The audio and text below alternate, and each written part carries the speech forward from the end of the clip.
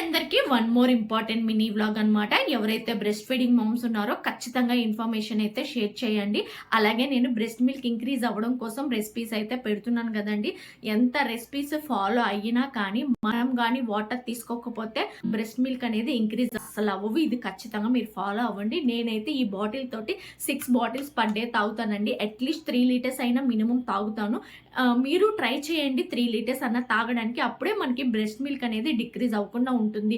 నేను ఇది పర్సనల్గా ఎక్స్పీరియన్స్ చేశాను అనమాట. ఒక పాయింట్ ఆఫ్ టైంలో ఏంటంటే వాటర్ అనేది కొంచెం తగ్గించాను. ఆ టైంలో మా బేబీకి మిల్క్ లేక చాలా సఫర్ అయ్యాడు. నేను ఫార్ములా ఇవ్వాల్సి వచ్చింది. సో అందుకనే నేను పర్టికులర్గా ఇన్ఫర్మేషన్ అయితే షేర్ చేస్తున్నాను. మీకు వాటర్ కానీ తాగలో ఉన్నారు, తాగబుద్ధి కావట్లేదు అన్నప్పుడు మాత్రం ఖచ్చితంగా బటర్ మిల్క్ అయితే ట్రై చేయండి. బటర్ మిల్క్ వల్ల కూడా మనకి మంచిగా బ్రెస్ట్ మిల్క్ అనేది ఇంక్రీజ్ అవుతుంది. అలాగే కోకోనట్ వాటర్ కూడా ఉంటాయి.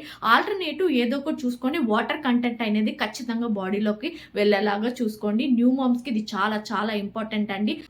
మీకు ఎవరికైనా యూస్ఫుల్ అవుతుందని ఇన్ఫర్మేషన్ అయితే షేర్ చేస్తున్నాను. వీడియో నచ్చితే లైక్ చేసి ఫాలో అవ్వండి. Thanks for watching.